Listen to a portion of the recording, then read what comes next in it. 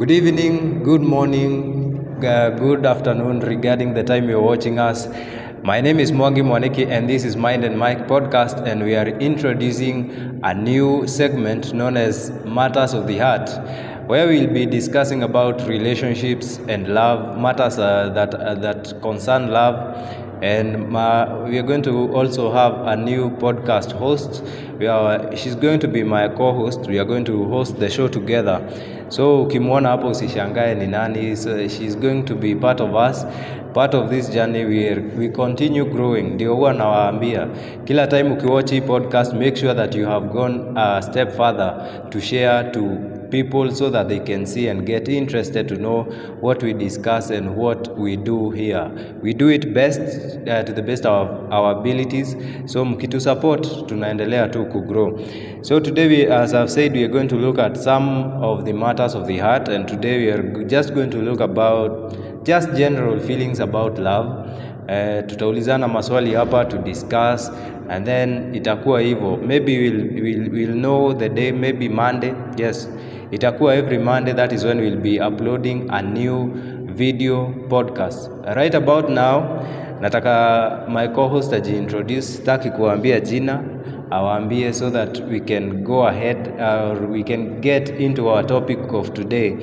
We discuss the topic of today. Wacha ajiintroduce. Hello guys, my name is Stacy Chao. Welcome to our podcast. So our first question is, Stacy, do you believe in love at first sight or love at first vibe? For me, I believe in love at first sight. Why? Kuna vitu paka nikuone uko navo ndo nikupende. What if uone sina hizo vitu but maybe ushanipenda? You know, love is at first sight. Kuna characteristics like kama mimi ukini approach kama we ni mshort, hiyo ni 0 tu. So nimeenda. Umeenda hivyo. For me I don't think that hate kuwa shida ama nini, but I love mtu akona vibe. Like mimi mtu akona vibe atanibeba rahisi sana. So I believe in both love at first sight.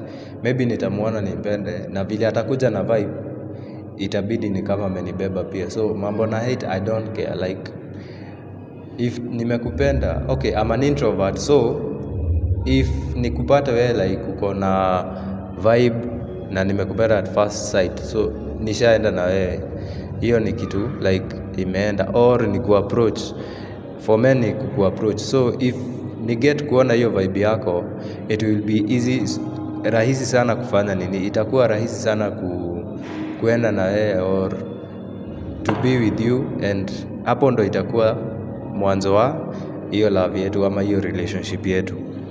So to question number 2, niulize like do you think that soulmates exist or love is a choice that we make daily? Like sahi kuna real soulmates ama sahi ni choice tuna make daily ama it's a choice that we have to make daily? Kuna real soulmates wako, lakini sasa majority ni choice that we make.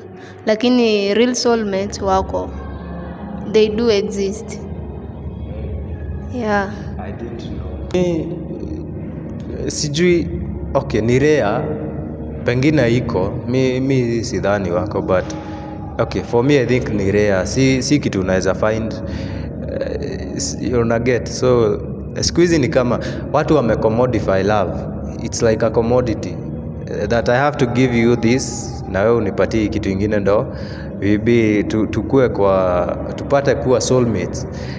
Si ati ni kitu inakuja tu naturally, it's commodified, it's a commodity. Hebu nikuulize swali, we ukisikia mambo ya real soulmate, yani uwezi fikiria unaweza pata your soulmate? Hapo naomba nijitoe kidogo lakini I know, okay, nimesema ni rare, but okay, ni ngumu kupata like, okay, sijui, lakini I guess iko, but for me vile nimeona in many instances, maybe from personal experience, sana sana inakuanga hakuna nini. Sahi ni commodified. Like there is lazima nipate something kutoka kwako na upate something from me so that tukue soulmates. So at the end of it, that is not real. Juu ni kama exchange, it's an exchange, ni kama barter trade.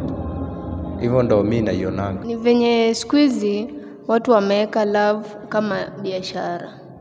Lakini ukiangalia kama kitambo, watu walikuwa wanachukulia love seriously. Sasa hiyo ndo nasema imekuwa ni kama a commodity. It's commodified. Maybe useme sahi, lakini wako, the real soulmate wako. Hiyo siwezi kataa. Na kwa relationship, wacha niulize swali lingine, it's still very deep and thoughtful. Kwa relationship, arguing, do you think it's a sign of a weak relationship kuargue kila time, or it's a sign of a healthy one? Kulingana na wewe. Juu for me, an argument in a relationship, for me I guess ni kitu healthy. Because you are arguing, hamwezi kati kila time mnaenda kama kwa a flat ground, mtaboeka kuenda. So for me it's a sign of a healthy relationship. So kuna watu huona, lakini kuna zenye zinakuanga kama ni toxic arguments zenye mko na vita kila time na hamkusolve hizo mambo. If it is an argument that mtafika mahali msolve, I think it is not actually I think it's something that should show you that your relationship is healthy. Lakini kama ni a toxic argument, that means that your relationship has a problem. Na si problem kidini, a big problem, because maybe zile vitu zinafanya muagi hata ni vitu ndogo, lakini you just keep on kukarangana na you didn't solve the arguments, or you haven't been able to solve all those arguments. So for me I think arguing ikiwa sio toxic, it is a very healthy, it shows a very healthy relationship. Hapo nitakusupport. Arguing it is healthy for relationship. Shida ni how do you solve your arguments? So unaona like a man mwenye ako mature enough, akiona hii argument inaendelea kuzidi, akona ile akili anajua venye ata solve. Lakini kama utapata mwanamume mwenye hayuko mature, ndo mtazidi kuargue, na the more you argue the more inaendelea kuwa toxic. Na ndo hivyo unapata mara mmechinjana, mara mmeuana, mmechomana. Yeah. Okay.